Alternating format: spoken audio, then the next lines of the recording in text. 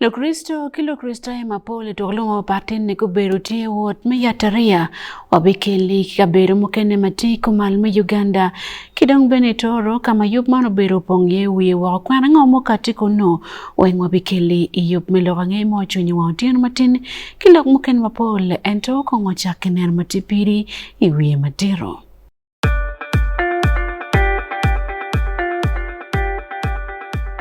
At least the one thing for now we can all agree on is the soap to use. He likes that it's big and lasts long. Anti-economy. I like that it keeps my skin smooth. Ate alina echovu. And the children like that. It smells amazing. Everyone is happy. Movit soap comes in 4 fantastic flavors. Movit family soap is truly soap for the whole family. Movit.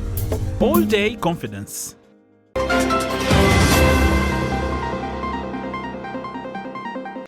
Kwena mekuch ka tel kiber ka chela yo beru mapolo yo iyo meyo wot mayataria ma oberu tie ka beru mapol ilobo Uganda tini ka chel kibilobo kulu ichia beach maleng.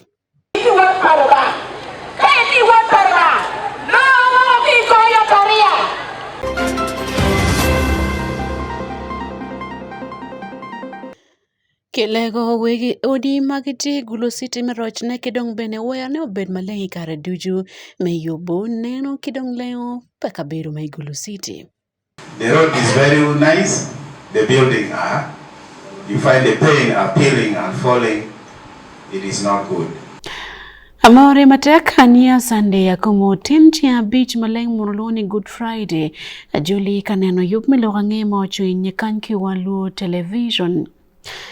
Iwot meeting yataria ken maberu kwere bolo yeyo medine katolika Anglican kidong Orthodox gurebe ye mwake mwaga man ki gulo city lok matero berutini mondano wek pergi kom yataria pa Yesu Kristo wekete Yesu Kristo che guche kachel kwa manyien ne pala Kristo wot me yataria gulo city jake St. Joseph Cathedral matip for God gulo buchukla nebi go karo kwere chukwe God kana kar ke nyim Bank of Uganda go kar ke nyim Centenary Bank chuk ma detail ya road kadong ward magiki kaberu magima mego berutie is St. Philip Cathedral matie itedini man me diocese meko malume Uganda man pa Anglican la church pa Wan Luo television man joniseno charachon ora kile Kristo mana yoma yataria en kele lok mokati bodlu Kristo en iwot mati megulu city tinen yudiko.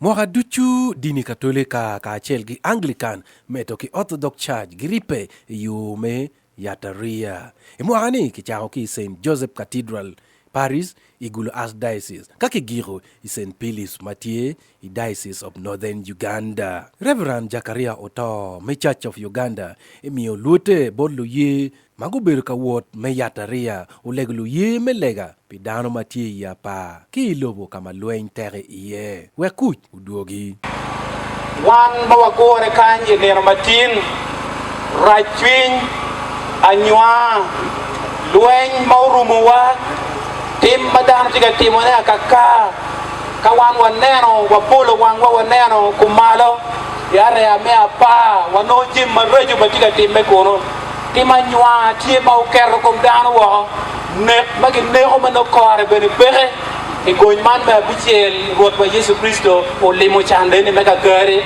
o limo chande ne mega gara anywa magi tiga nywa ke dano i dokti papapat anywa magi tiga nywa ke dano ngom gi kaka magi gi bedi ye anywa magi tiga nywa ke dano dokti achara ke nywa ke Yesu Kristo rachwin magi bedo kare kome luen magi bedo kare kome eno tiyo jini magi ne oduju bere ke be an wego an makona tie te kar ma chalo kumeno ma tia wote te kar ma tek to kwale o mege wakilu mege wa wati are ya me apa o mege wakilu mege wa magiti Sudan me ko peng o mege wakilu mege wa magiti Congo ma luen marejo tio kero komge walo uno wangwa waneno uno Yesu Kristo la fondini Geoffrey Kamali me Holy Cross Catholic Paris Emio fonye ki nyim chuk madit me gulu city uteroni poro pa Yesu Kristo umior okonywa ikirme rocho yewa che ka chel kwede jowa watweo amala wene ka watimo kumeno waligu wono roba kare ducho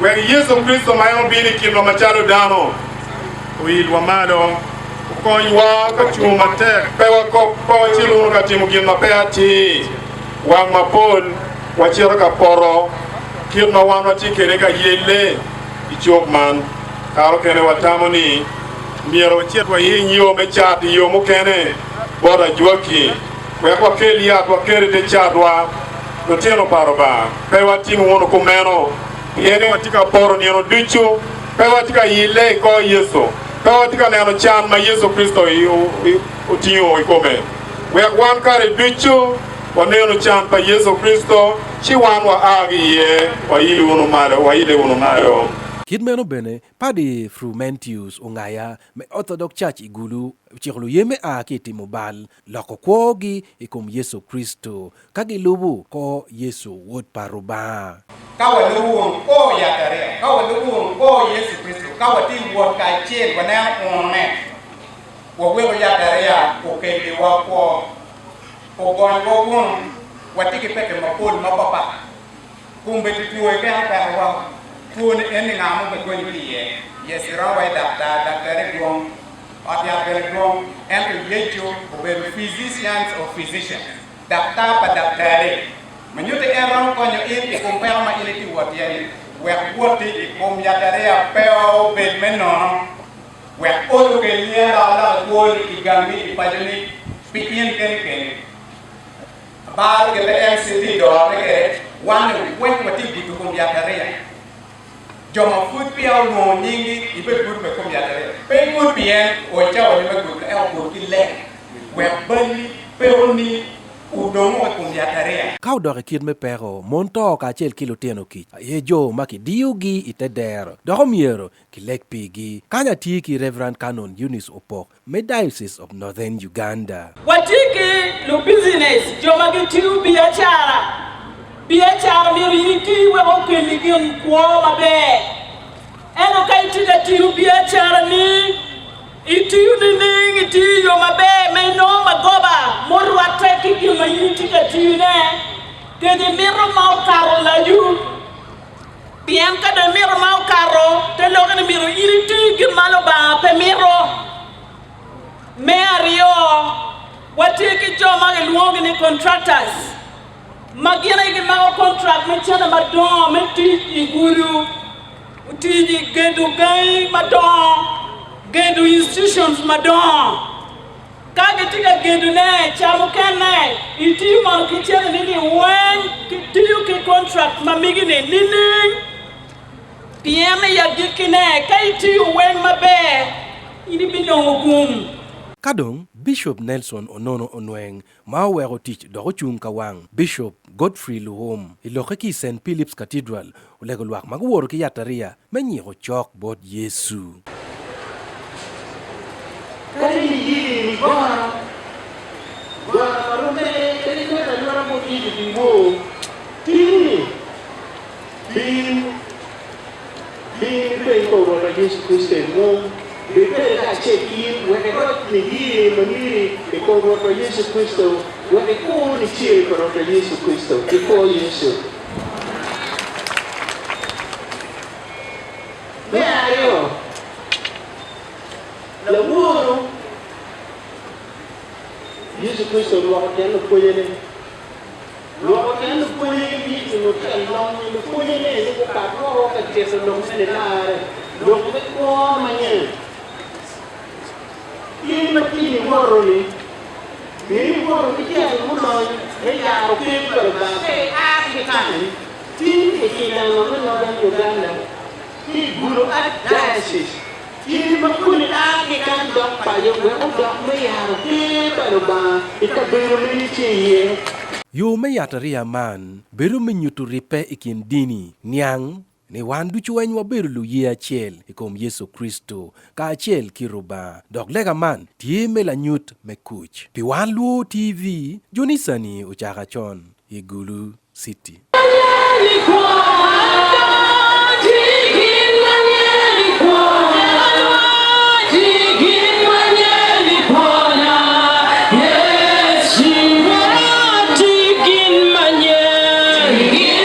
Gin machal kimeno kalegolo Kristo mai itoro Archdiocese me jolo kuch kidong bero te kachel man pi yalwak mabe.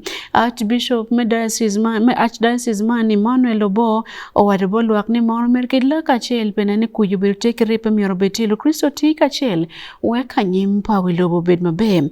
Eno bero kaloklo Kristo mako bero te yup me wot me yataria doko wani mono lega me mwagamane ti peni chao kero kidong kuch bolo Kristo dujo mai wilobo lokman kono beru teme nyuto ket ma Yesu Kristo waro kwen madeno chana chana bij maleng ni kwa gore ni kom yataria eneni no machelo min mayano to kwelo pe bal pa dano dujo mi wilobo kany kamala choch pa Wan Luo television Jojo Fono o waro kilo Kristo mai toro Archdiocese wato time itoro municipality wanen kong kikunu kibo Jojo Fono.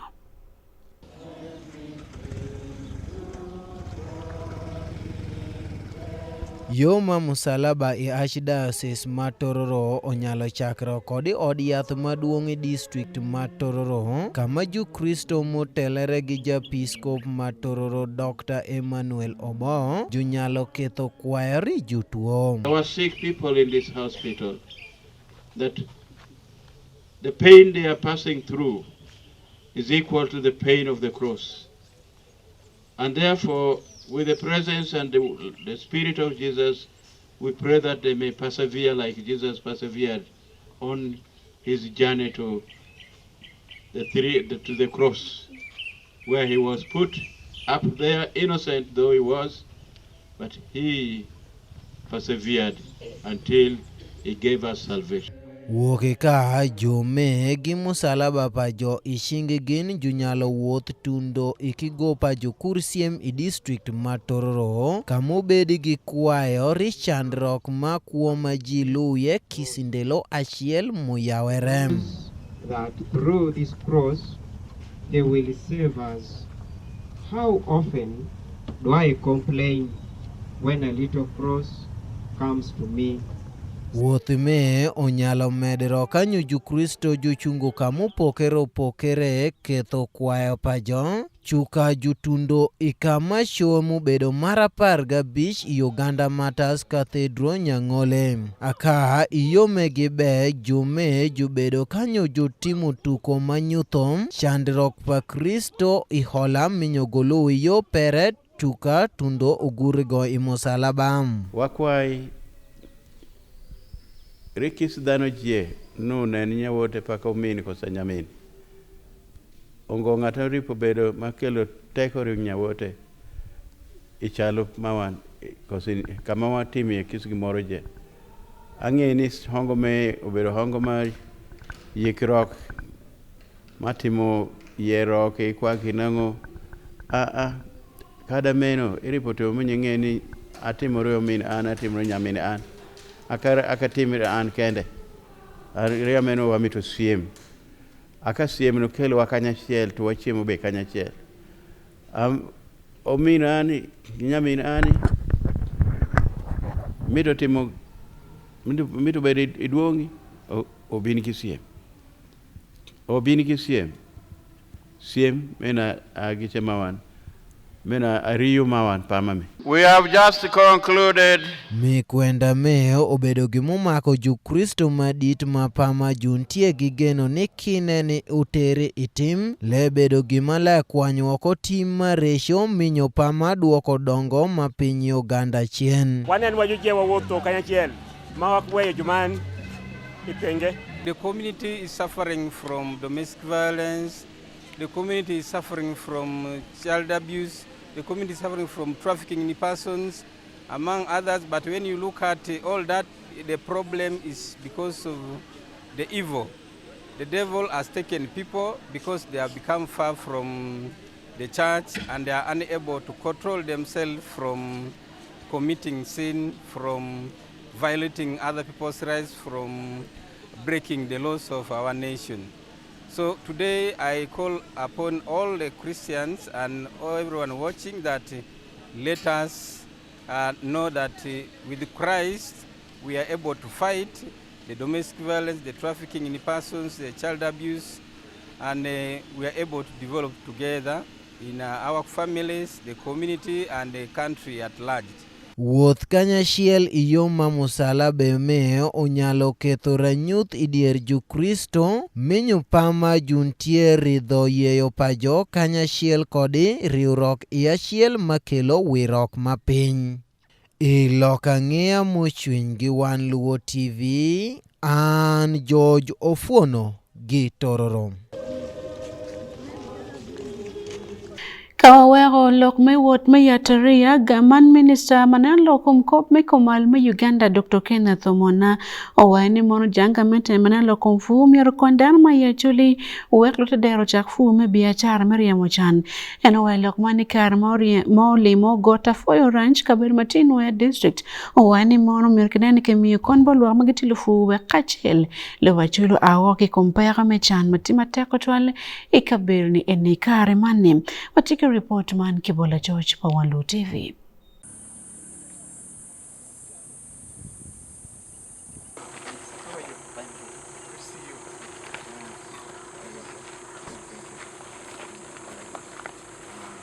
Miri pagamente ma ukero ranch matie i luba chulni meneno kid magiromo konyo kere luak me te der neno ni legi ober mabe yo duchu i kid me yor kumgi weko nya lonyo i ching lu te dero i luba chuli watiki gora foyo ranch achwa ranch meto ikine mukene matie i tung kumalo me lobo Uganda. Dr. Kenneth Omona minister maneno lok me rocho kumalo me lobo Uganda i kare ma ulimo gora foyo inwea district uchiko ni kabiru machalo meno umiero bet ka konyo luak me te dero neno ni kimero ngegi yu me gwako le help the people in a sense that it will help the people access breeding stock and also access technology to improve to have their genetic improvement. I have visited Achua Ranch, I visited Maruzi Ranch yesterday, and today I'm visiting this one. I'm also going to visit others elsewhere in the country which don't belong to my region here, and I compare how they are performing compared to the ones which are in the northern region here. So we really expect that the investment the government has put here should serve the population. Unfortunately, in these two which I have visited so far, when I speak to local people, they say, we also don't know what takes place there. We see the animals there, but when they are loading animals, the animals go to the other side, go back in the other opposite side of here. These are people told me. People told me in Achua Ranch, people told me in Maruzi. And they say, okay, now how do you benefit? Ideally, we thought that these facilities are supposed to support the communities. Magara Ntambirweki, farm manager me gora foyo ranch, iloke utero ni game matie i ranch man tie gimaromo mia bitki wiye. Ento pero tie ka diyo ka bedo meno matek, uweko pe tie ka konyo luak. Gotafoyo Ranch is under Ministry of Agriculture, managed by National Animal Genetics Resources Center and Data Bank, Nagurik. So Nagurik is in Gotafoyo with animals, and we have 540 heads of cattle, Boran breeds, and within the ranch we have also some other challenges, and the challenges include the wild animals from the park, especially the elephant. So Gotafoyo Ranch is a ranch which I think it is the most heavily encroached on ranch. We have 186 families within the ranch, also staying with them, though they are also disturbing somewhere. And we have got also 16 safari lodges, which are also within the Gotafoyo Ranch. Jacob Ojok palwa karan maneno lok me fu ki chato wil inwea district ukatini lok me tu mamako le chalo diai utie pero inwea district mamiro ni umiero dulman okati ka konyo district. Nwea district, we were very fortunate that we were chosen to host the regional agricultural mechanization center. That as a district we sat down and gave about 50 acres in one of our land up there, and that brings on board the number of establishment that the government is giving us as a district.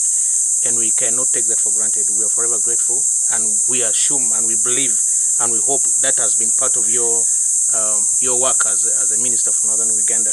And finally, before I take my seat, Honorable Minister, allow me say as NOYA we are having issue of FMD, that is foot and mouth disease. Our vet department or sector under the production department of the district is not well equipped to handle such things. Recently we got vaccines, but the vaccines are not adequate.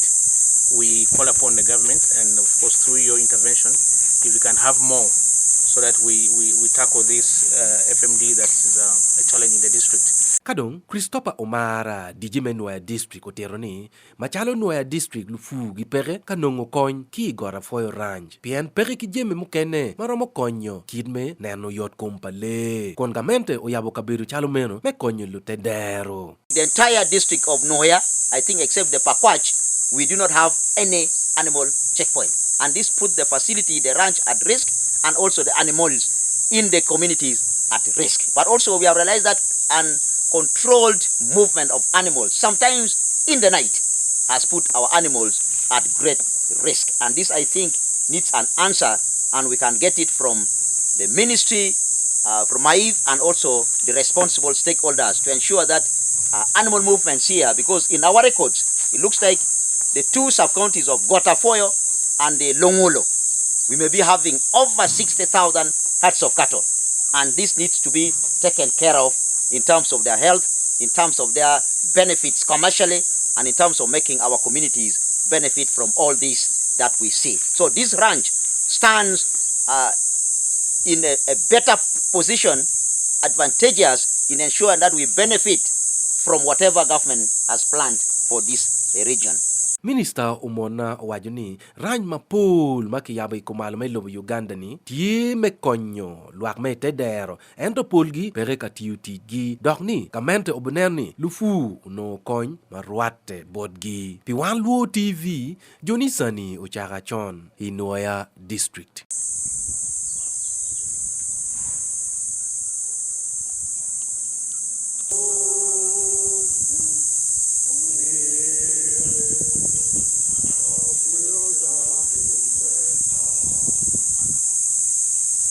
Fortumadit bot Joni Sani Uchaka Chon pikele walok manuki Noya district ilokom konyo lufu maya choli aworo kichan. Kawawero meno meya megulu city man Alfred Okuao lego wigi odi makiti city man marocho giri wekin lopet kawaya no ben malangi kare duju wek bene ki yup leo kineno pagulu city pia ni pera takma wek gulu miero ben maleng minyoto lanen mabe pedan makibino and city man eno wani mo loj me city man beno miero ko bet ka kero chiriti wek lop chik mabe total me gwak leo me city wek bet iroma malo matiki report man kombiti ilo kange mochwin. Lokman tika bino, inge karamo karange, lolod me gulu city, gukka tika ko chako goyo, odi lum, magiti gulu city, kede pedni la chen ki joroge warom, Alfredo kwa, mati mea me gulu city, ikarame ka chake mo, ki wege biachara, ki dan magin gukelu don lobe gulu city, wajane metane, ki lak kit mageru tika nen kere kom karaman. We should train our. It even will not be very expensive because we will be washing only some small dust. For the first one you are doing, you need to put more paint. But if you make it every year, the cost may be like 1/3. The paint that you need to paint it will come down and down because we make it very tidy. Can we do that? We want Gulu to be the most beautiful. Should not be on the street when the buildings are rotting. Will the beauty come? The road is very nice. The building are, you find the paint appealing and falling, it is not good. Okwa kono terone, gien ma weko ki wajani gulu city dong be dong la, tie ye Jimmy Mapol, maumir ki nen. Wati ye wane kumba. Pieno ngeyo kama tika meo chere ye. Wanwe nyu wa miero kai wo winyone miet iwa, koi gule dong te sipi maleng loyo ki Uganda. Winye rajiri. Kado wa winyo ma miet, pinono po me kero, we don't pay katwa. Ken jo ken betika bioma, girom katwa. Kitung chel, Gwang Patrick, la diet malo lokum rato lokme le gulu city, lego wegi gedo mai gulu city, nika getika mieto wero odigi, mier gen gungi la we ot maromo riemo be kitung chel Charles Onen mati won kom padana magen gunya don lobo ki wegi gedo me gulu city unya lot me gulu city nigen gibe kato project man iti talks with Housing Finance Bank towards changing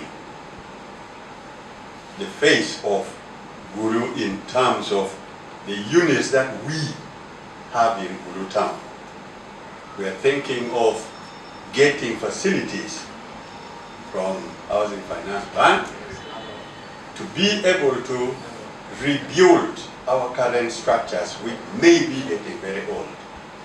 What matters is us going to them, talking with them, getting our titles, bill of quantities, and the building plans. En kolonia luak me kachoke manni kom kan gin gitika kupeke lutit me Housing Finance Bank meneno kit mageramu chako keto yup maniti. Then we go to them. The biggest issue that they will have to look at and consult very widely is the interest rates. The interest rate is what is a matter of concern to us. When we do what we are doing, everybody takes pride of what we have done. And the city reverberates because foreigners come in and say, Gulu, Gulu. But the struggle you put in to make sure the Gulu is what everybody admires is what they will do for us to say, let them be able to construct.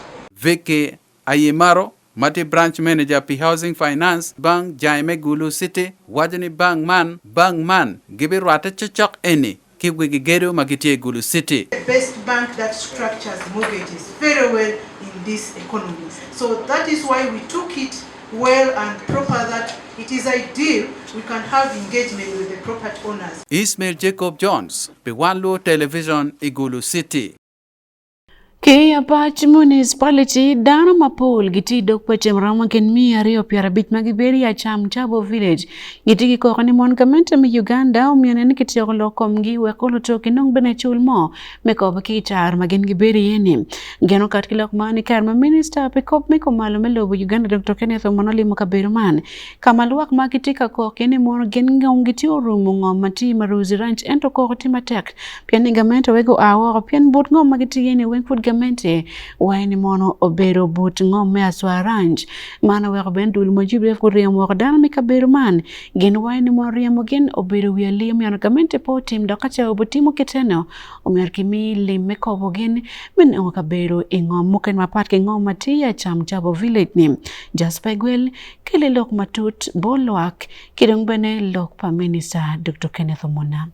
Lobo ma Chabo mati gomale buye ya padisi kono tadar ma bere kuna yako ni mano bere wang tichame gamente ngeo ento reporta ma ya bod gamente chimani mano area ma Chabo po bere wang tichame gamente mo bere ka nyingro ma tadar ma bere Marujiran binu bere kara ma chako ko area ma gino bere ye Marujiran area man pikar laj gamente kero tadaro bere talle yere kun ngara chelchel chimu wanga wote ni tamay lo mereng area man mote dara me bere kuna ko ni mano bere lo mete kwaro gi ame onwal yere dok wargi ame ko gi binu tum dang yi kuna ko ni tuchel gamet dang ko ni mano bere lo ma gamente kan me joma gi dang tie kuda bere yere imong mano te weko gamente mo hatin area par boro twallo mon me UPDF Marujiran kono riamo joma ga me gamente ko ni mano tie bere yali man kono te weko to te dara me gino ko ni mano bere area ma Chabo gubu piga lit ta chala dogi megini dong abon kapura gina chama kere kan namoro buria chala udi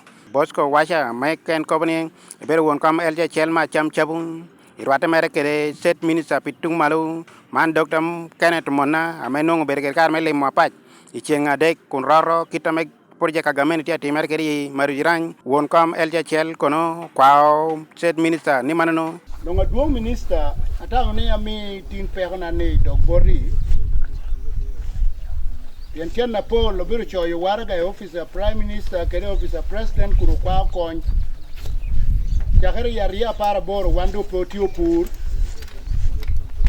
wanda pe otino watia beru kiti potio kwan mon kede cho nu angwen yo rachiel potia ye yo agero toreken daga talpetie do ami to kwa yini achale bino kana kaka prime minister kaka duong lobo konywa wuno we government kati kitore kena no karam konywa kere we wano ya nu kaka na moro mgo kare ye pen chake ya para boro pero tipuro kena me jotia neno chan obiro chwalo kopite na poli office malo kuno aduong ko bola na ko betie mano pega wano tie kere amotio kwayo ni ikonywa unu to ipiara biru ya rio amodong kuno we are yo ameti kuno Kanon Richard Dogwango Diaro, mo tiu tij me special mobilization ni tepati me NRM Pilango Sabrizon, chochon kono I lokere kere Wan Luo television ni karmo le me pa hitureng.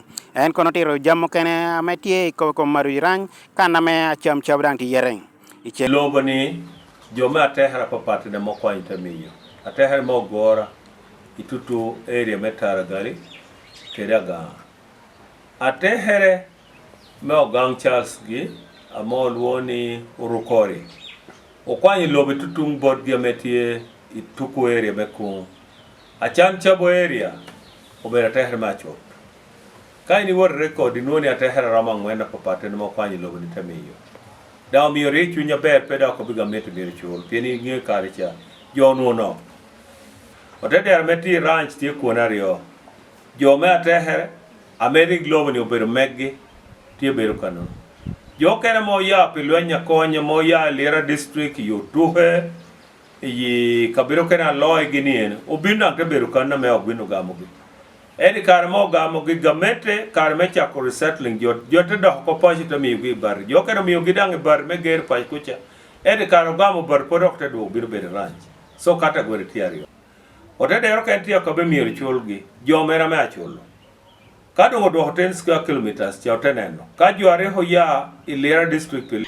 Kawadire wachero ya Arua City kabere mati West Nile lufwane makoni kidong jomagitero loko patriotism club mane dul mati gai kwan mafoni loko malo bo Uganda magiti West Nile gugo ware gang kwan makilone Uganda National Institute of Teacher Education Unite mati muni campus kanywa loko mapigi tego ifwane manila beach matien loko maro lobo Uganda lufwane kidong ludire maramakin miye chilpia dege tika nene gitiyu matek memiyo ngej balotera kwan kidong bane fonyo iko maro lobo Uganda kebende nike julu bulo weko bed gori matek pia nyime lobo man Emmanuel Ojok Olimo Unite en kele lok matut yub miloka ngemo ching. Juponji maromo dak achiel kupiero adek gitie ishokiri man iponji moko madit mi patriotism nyoke pimer mi Uganda mautie ikasomo madit mi Uganda National Institute of Teacher Education Unite imoni campus eni utie ponji mi West Nile zo ma ubeshiteru nindu abish jaweskuru Mirarua Public Secondary School Maxwell Dramadri ukwayu juponji enigi ni neno niya gidikiri karachelo kanilwenyu bende timu maresho machalo timu mimet man madunjai mautie kaninyoto arado male I West Nile. We still have a very big challenge of broadcasting, and especially in West Nile. And this virus can only be fought when the learners especially have that mindset change by instilling the patriotic ideology in them by loving themselves. Somebody who goes for drugs, it means the person doesn't love himself. Somebody who goes on rapping, destroying school property and other things, implies that somebody doesn't love himself. What I want to bring home is our chief guest.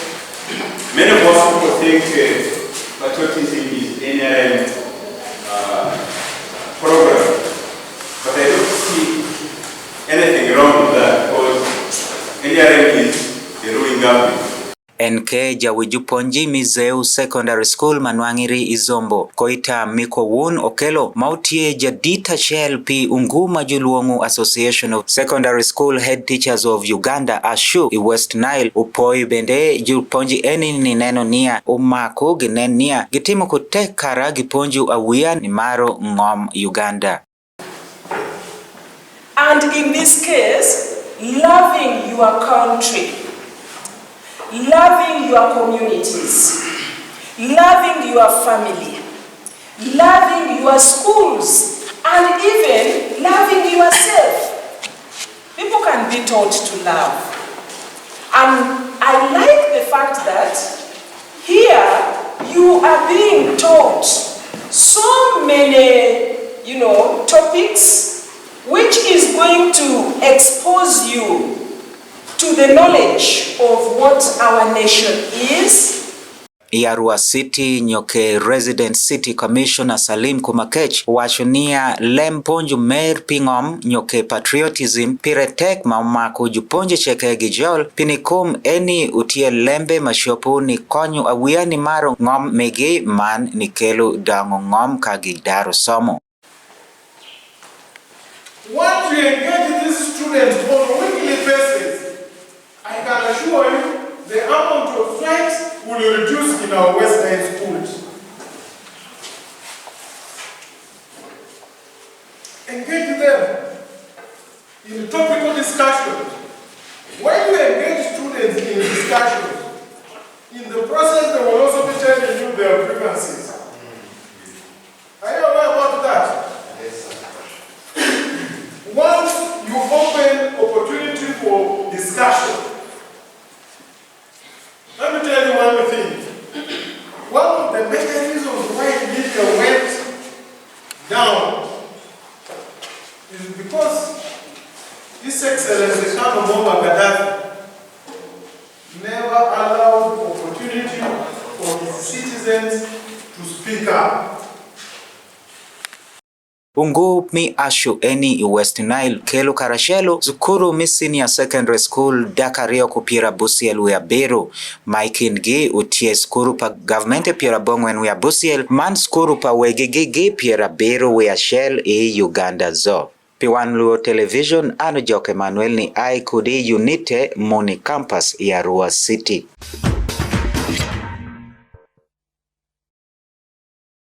Ilokom to kolo dir makelo ilokom fone kitu Gulu City Council guye longwet piera bechelu ya biro mabuchung pe Gulu City IPM man pe gai kwan primary IPM ngwet mobo time Kabale district lutu romanti ka ube kanyera mako chaka pario niyo kweri ya pau ya ngwen gen kong ube karme fone mateke to roman kuyube mobo time laibi primary school manofut pia pe kuchero Kabale district to roman time Idwemi Beach wanen konkibot Ismail Jacob Jones. Turuman mautero ni anario kulune. Iba gangkwan St. Joseph kole yiwe. Matie ba dege levi division. Oke le kachel. Le turumage ake division me ba dege levi. Ka chel ki la ro peje. Ikara me turuman. Le turume ba dege levi division. Gine gula ki kobo. Pelutiana nyera mwaki pekara pabu ya rio. Pelutiana nyera mwaki pekara pabu ya ngwen. Ke pelutiana guwe mwaki pekara pabu ya rio.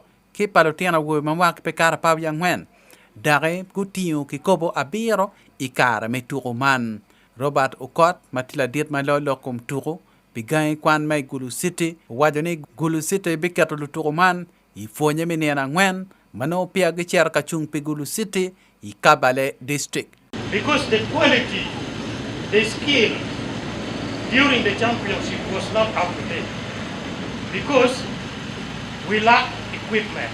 The school do not have equipment to train adequately so that the children gain the skill. But this time, with the display of the equipment you see, we are going to ably train our team at least for 4 or 5 days, beginning from the 26th of this month after they will have done exams. Council me ba de levi division ngad mau chung pe gobero karan malo lokum fonye kituru. Tiam awatini watika miro tiam wa eni city. Don kero woro winyo tima pol ma tia. Un ma jalo city do koywa watiki pera ma pol Machalo wan waneno do tiel wani no miyo beto wenyi uniform.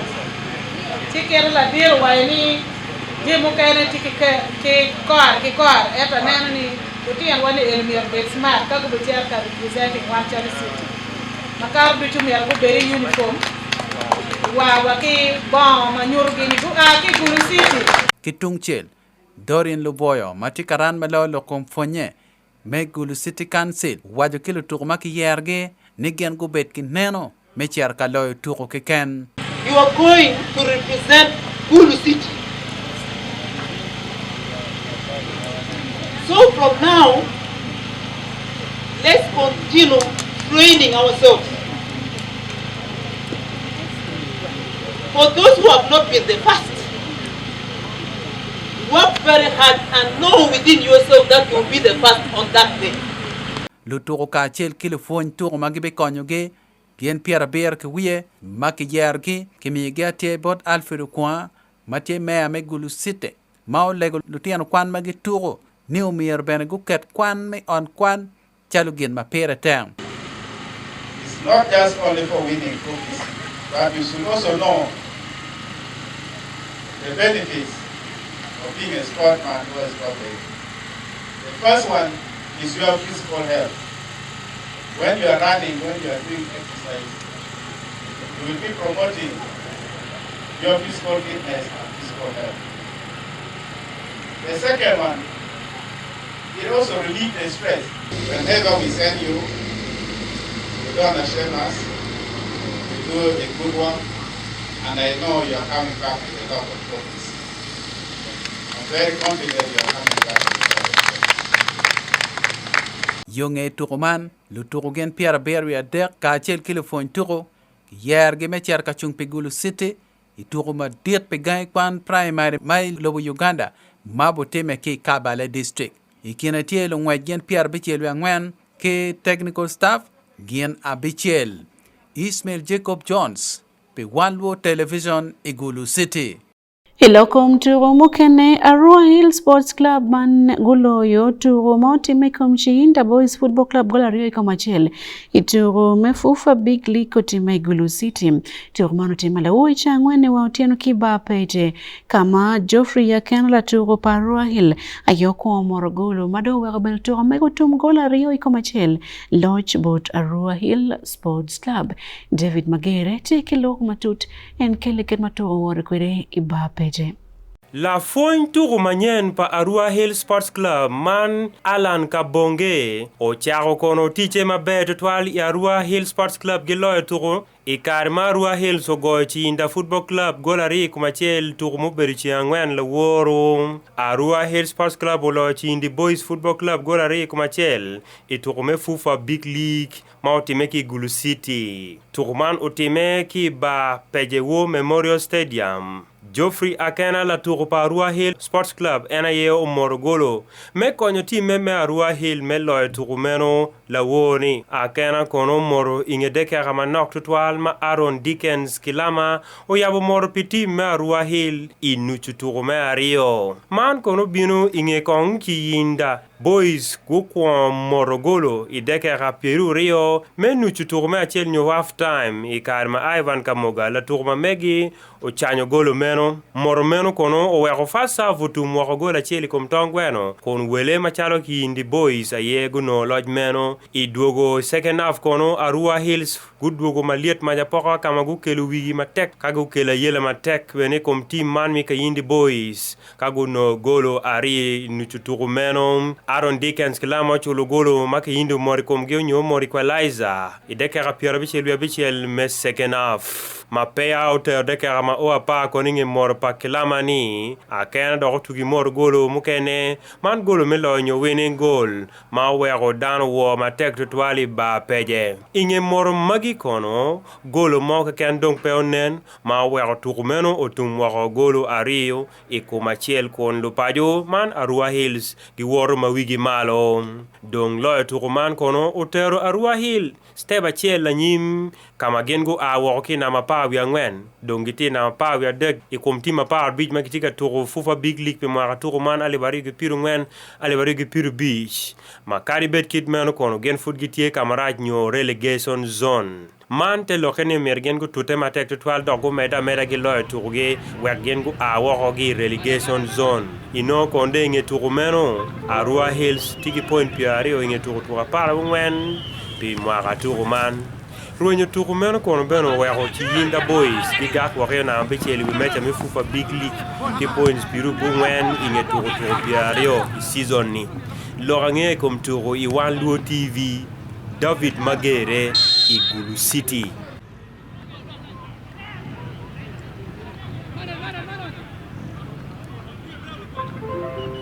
Afoy to chwana in a report meno ke moken mapol moka tipe intin ni yup melo rangi mochwiny ania Sunday Akumu tinti ambich maleng alego ni mono paska onyo Easter mamigo wot mabe mot kidong bene wini mabe kibot Wan Luo television kibene bot an Sunday Akumu pira kena alego ni tium chabiti ubin mabe mamake chabit manyen Icheng baraja yup mokeni meloange mochwiny dugu botin kan pikombeti lupa social media kama bene yup moken mapol bion botin kar kikare kache tikikare nen Wan Luo TV ikare duju we peking no ngit mati kigalo ang makar botin ilep mamegi man lebluo